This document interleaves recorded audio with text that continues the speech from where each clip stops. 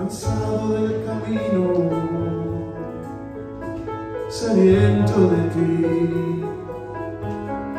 Un desierto he cruzado, sin fuerzas yo he quedado, vengo a ti. Luché como un soldado y a veces sufrí, y aunque la lucha he ganado, mi armadura he desgastado, vengo a ti. Sumérgeme en el río de tu espíritu, necesito refrescar este seco corazón sediento de ti. Sumérgeme en el río de tu espíritu, necesito refrescar este seco corazón sediento de ti. Sumérgeme.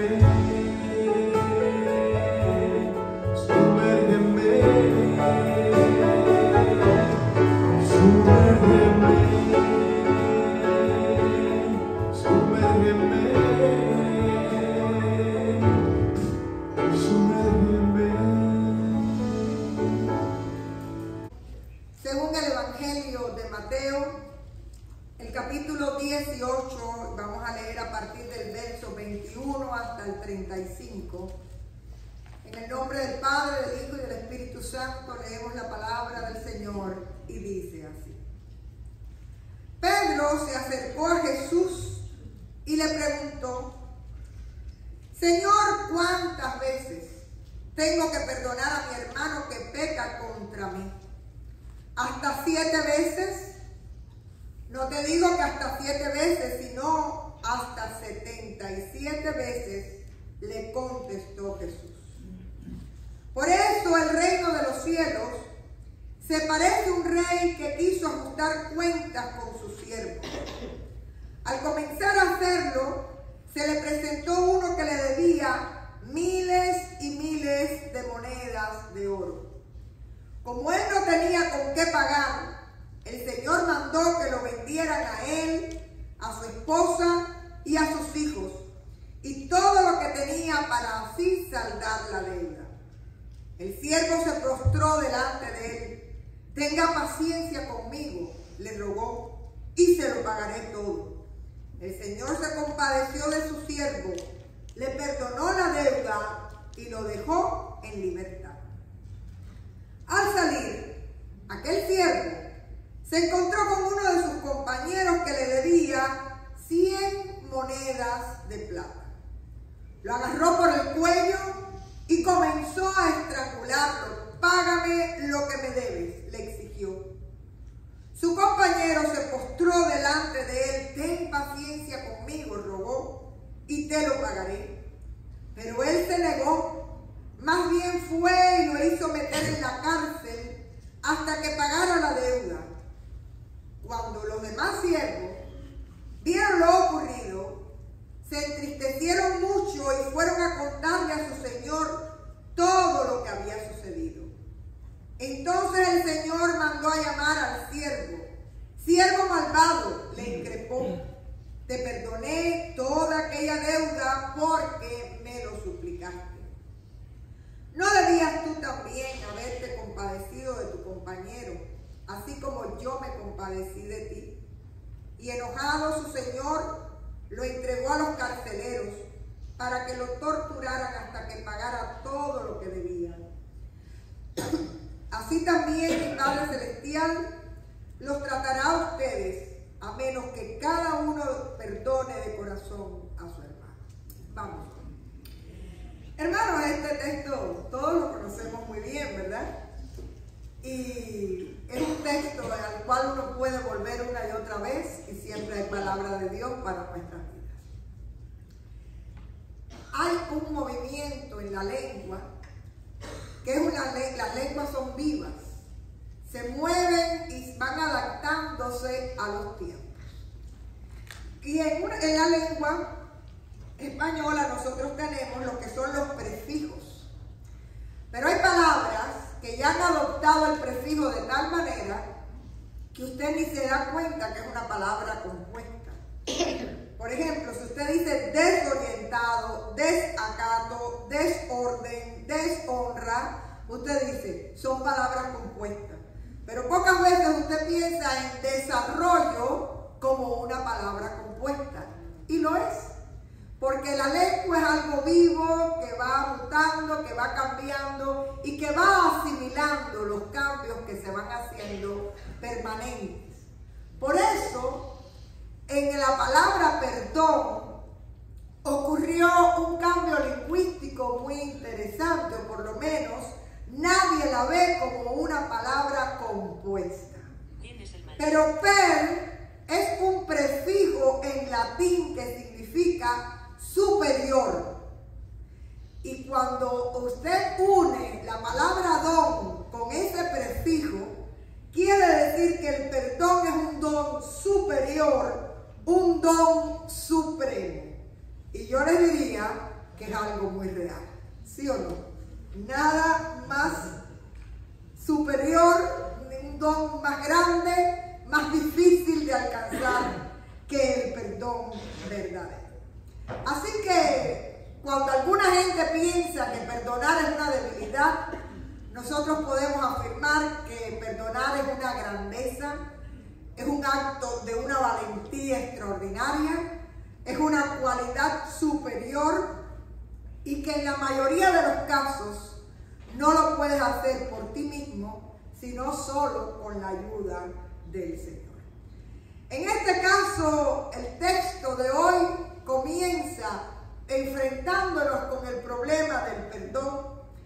Y Pedro, con su ímpetu de siempre, le da la posibilidad a Jesús de enseñar una y otra vez. Y dice Pedro, creyendo que lo que estaba diciendo era extraordinario, que hasta cuántas veces tengo que perdonar, Señor, hasta 7. Y vamos a ver en el contexto por qué cosa era que Pedro creía que estaba siendo magnánimo, que lo que estaba dando era tremenda posibilidad de perdón. Primeramente, lo que era usual era la ley del talón. Ojo por ojo y diente por diente. Era malo. Ustedes saben que no fue creada por malo, sino que fue creada para que hubiera límites. Es decir, si a ti te cortaron el dedo, solamente tú puedes cortar el dedo, no puedes cortar la mano. Así que fíjense, una cosa que uno ve tan terrible, más bien fue creada como un acto de misericordia, para que la gente en la ira no se pasara exigiendo justicia y trajera venganza a las situaciones. Es decir, trataban de ser justos para que no fueran vengativos. Por otra parte, había una norma rabínica que está en Amós capítulo 1 y capítulo 2, se repite una y otra vez, donde se hablaba del perdón de 3 pecados, pero que ya en el cuarto no desviaré su castigo, decía el Señor. Y los rabinos decían que el Señor te perdona hasta la tercera, pero que la cuarta ya te pasa la cuenta. Pero entonces llega Pedro. Tremenda generosidad de Pedro. Señor, entonces puede ser 7. Fíjense que Pedro le está sumando ahí con tremenda caridad, ¿verdad?, a lo que era la propuesta de los rabinos. Sin embargo, esa idea de perfección o de abundancia o de totalidad que estaba teniendo Pedro al usar el número 7, realmente no era otra cosa que perspectiva humana para enfrentar algo que solo se puede enfrentar desde la perspectiva divina. Y entonces viene Jesús y le da un número que es un número totalmente simbólico. 70 veces 7, 490 veces. ¿Creen ustedes que el Señor les estaba invitando a ir contando cuántas veces habían perdonado? Realmente lo que hace el Señor es enseñar a través de esta parábola que el perdón debe ser un hábito en la vida del cristiano. Y con la misma trae a colación esta historia, esta parábola de un rey. Y miren, la deuda, en la Reina Valera lo habla en los términos de las monedas de la época, pero no vamos a entrar en esto. Lo que les estamos diciendo era que la deuda era en oro y eran miles y miles de monedas. Pregunto, ¿algún siervo? No, algún siervo no. ¿Alguno de ustedes, nosotros, puede pagar esa deuda? Imposible. Y un siervo podría pagar esa deuda. Para nada. Sin embargo, lo que hace este siervo es pedirle misericordia al rey, que en este caso está haciendo el papel de Dios, y dice que al pedirle clemencia y pedirle que tenga paciencia, le dice que incluso él lo pagará todo. El rey fue movido a misericordia y soltó a aquel siervo y le perdonó la deuda. Acto seguido, el siervo sale y se encuentra con alguien que le debe a él. Y lo que le está debiendo a esta persona son 100 monedas de plata. ¿Cuál es la comparación entre una deuda de miles de monedas de oro con 100 monedas de plata? Sin embargo, aquel siervo cogió a su deudor por el cuello, lo metió en la cárcel, y aunque el hombre le pidió misericordia, no tuvo misericordia de él. Hermanos, esta parábola, lo importante es el contraste entre una deuda inmensa y una deuda pequeña, y entre la inmensa compasión del rey y la falta de compasión del siervo. Y ahí entonces viene la pregunta de Jesús: ¿no te convenía a ti también tener misericordia de tu consiervo como yo la tuve de ti? Dijo el rey. Pero es la pregunta que el Señor le hace a aquellos para que reflexionen. Y dice la parábola que el hombre termina yendo a donde están los verdugos. Hermanos, ¿cuál es el mensaje de este texto para la iglesia hoy? La primera idea es que cuando usted perdona una y otra vez, usted hace del perdón un hábito en su vida y se convierte en una persona perdonadora. Y Jesús no te está invitando a que tú cuentes, sino Jesús te está dando una lección que no es de matemáticas, sino que es de gracia. Y partimos del siguiente precepto: ¿cuánto Dios me ha perdonado a mí? ¿Cuánto Dios me ha perdonado?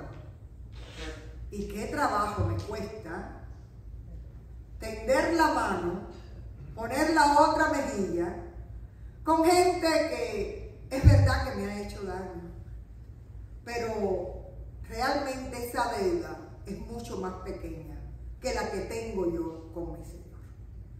Así que la primera invitación que hace el texto es a convertirnos en personas habitualmente perdonadoras por la gracia de Dios y con la ayuda de Dios. No es algo fácil y lo vamos a ver más adelante, pero sí puede ser un acto de fe y de voluntad. Pedirle al Señor: Señor, limpia mi corazón, renueva mi mente, dame un nuevo espíritu y ayúdame a perdonar lo que me hace tanto daño, pero que no viene de ti. La segunda idea que trae el texto es que Jesús nos recuerda que el perdón es un requisito indispensable para nosotros poder tener vida abundante y calidad de vida. De hecho, el perdón te ayuda más a ti que a la otra persona. Porque cuando usted no pierde el sueño, cuando usted tiene el hígado, como diríamos, a la vinagreta, ¿saben lo que quiere decir esto? Usted está ahí comiéndose las entrañas. ¿Cómo está la otra persona? Ni se entera. Ni se entera. Así que hay un requisito indispensable para la vida abundante que Cristo te invita a vivir. Y ese requisito indispensable es aprender a perdonar y tener el perdón como un requisito de salud espiritual. Por otra parte, Dios es amor y Dios habita en tu corazón. Y tú no puedes llenar el lugar donde Dios habita de raíces de amargura o de rencor o de odio, porque eso no es compatible con la naturaleza divina. Así que si usted quiere realmente que el Señor habite en su ser a plenitud, hay que limpiar la casa. Y parte de limpiar la casa significa llenar nuestra vida de perdón hacia las personas que nos han hecho daño. ¿Es fácil? No. Por eso dice la palabra desde su etimología que es un don superior, un don supremo, porque perdonar es algo muy difícil. Pero empezamos por el ejemplo de nuestro Señor Jesucristo, quien perdonó. Dice que en la cruz del Calvario, perdónanos, Señor, porque no saben lo que hacen. Nos enseña a orar diciendo, así como yo perdono también, Señor, perdóname tú. Es decir, el Señor Jesús no solo nos perdona, y su sangre tiene el poder para limpiar todos nuestros pecados y hacernos libres por Cristo. Gloria a Dios por eso. Sino que también es ejemplo para que nosotros hagamos lo mismo con las otras personas. La parábola nos recuerda que el Señor nos perdonó todo, nos perdonó tanto, nos sigue perdonando, y que nosotros muchas veces nos mostramos mezquinos a la hora de perdonar. Ahora, ¿cuál es la realidad del perdón? Hay distintas esferas del perdón. El primer perdón, que cuesta mucho trabajo, pero que hay que remover porque obstaculiza la plenitud del reino en tu vida, es el perdón a aquella gente que te ha herido fuertemente y de verdad. Ese perdón, yo siempre digo que solo puede ser hecho en el poder de Cristo y con la ayuda del Señor. Y fíjense que cuando yo hablo de perdón, yo no hablo de olvido.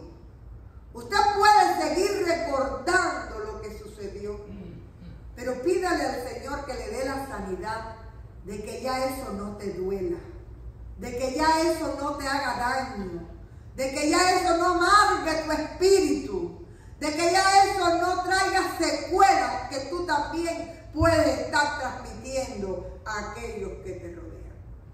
Aprender a perdonar a aquellos que nos han hecho daño es un don supremo que solo podemos hacerlo con el favor de Cristo, con la ayuda de Cristo, pero especialmente sabiendo que en ese negocio quienes salen ganando somos tú y soy yo.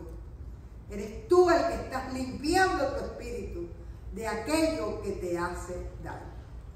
Yo tengo un cuento que he repetido muchas veces, pero que es una metáfora que siempre yo uso sobre todo cuando enseñaba a adolescentes sobre el perdón. Yo decía, el café usted se lo toma fresco, pero el café del otro día usted se lo toma. No, usted lo bota.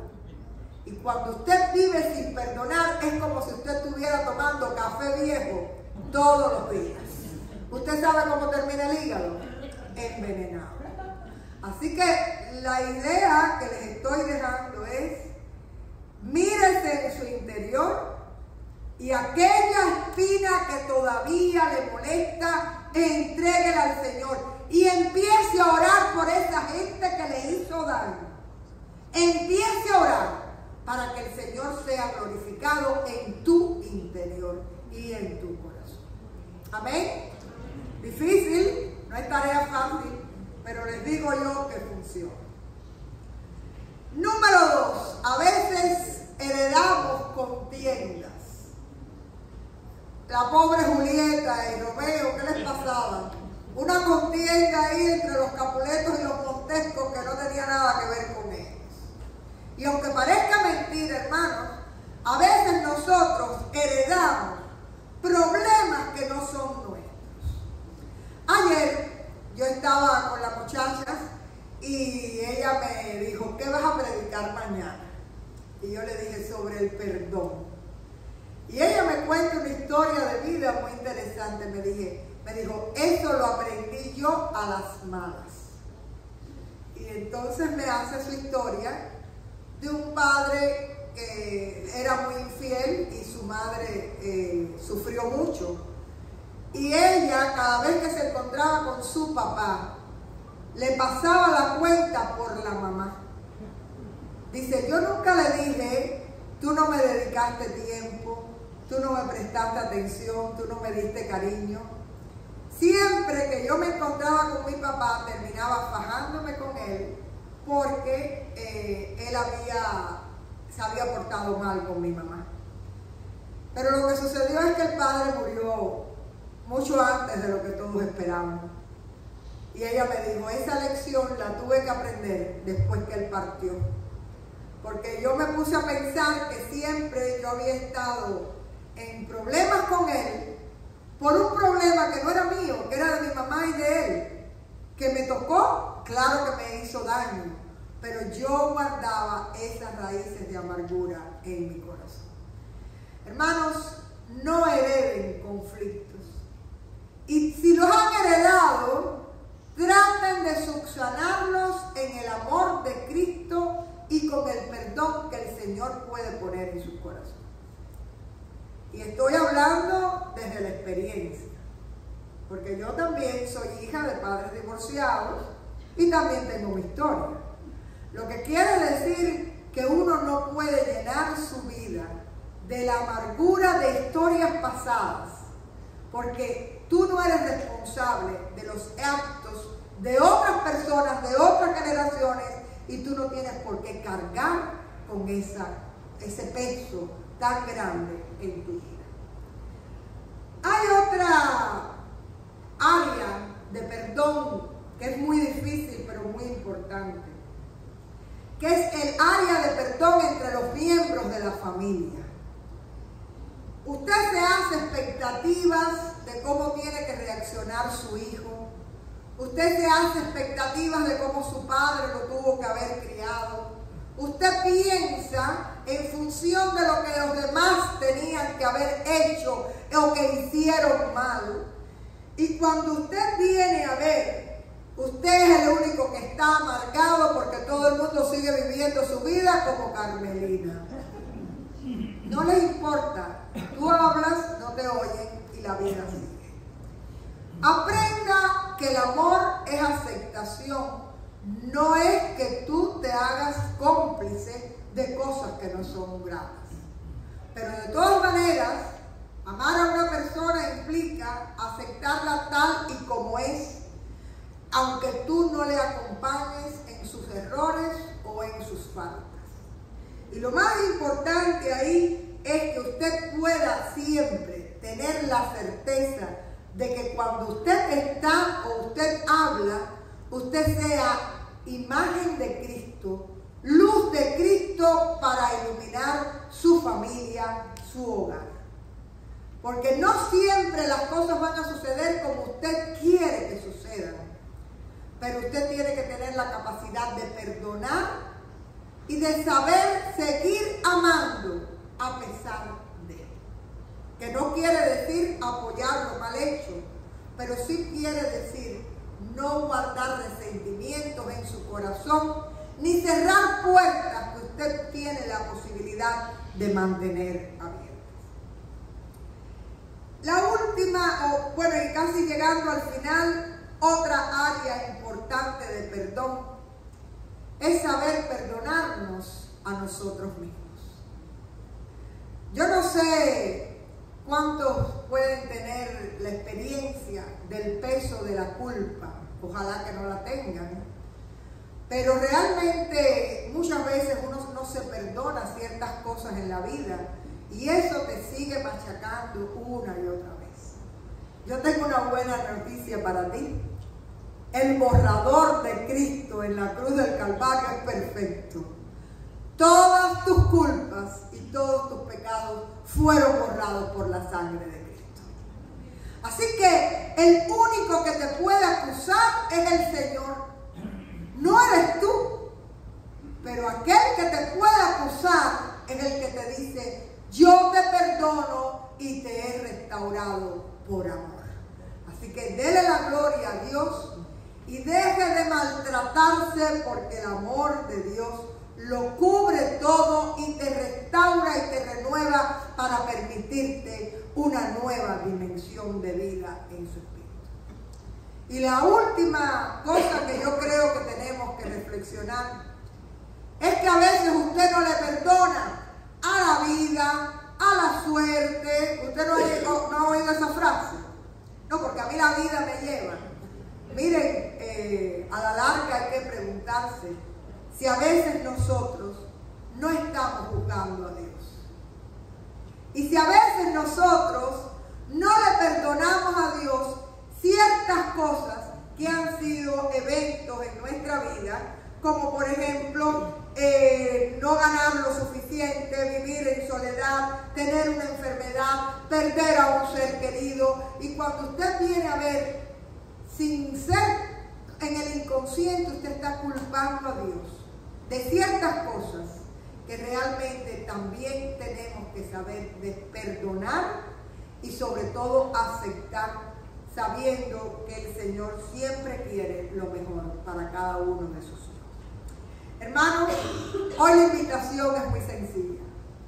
Aprendan a recibir el perdón de Dios que está ahí disponible para ustedes, pero también aprendan a vivir perdonando a aquellos que les rodean, perdonándose ustedes mismos, perdonando sus recuerdos y sus historias de vida y sobre todo siendo agentes de perdón donde quiera que usted esté. ¿Que es fácil? No lo creo. Pero una vida llena del Señor solo se construye sobre la base de haber tenido perdón y haber sacado el odio y el rencor y la amargura de nuestro corazón. Y no puede hacerlo usted, pero Dios sí puede poner en tu corazón la paz que necesitas y llenarlo del amor que tú necesitas para que no te hagan daño las historias de vida y tú puedas vivir recordando, sin rencor, sin dolor y con perdón. Vamos a orar. Y si alguno de ustedes en este momento realmente necesita la liberación del Señor, para que el perdón fluya en su espíritu allí donde usted está, preséntelo a Dios, para que Dios se glorifique y te use para perdonar, te enseñe a perdonar y tú puedas ser agente.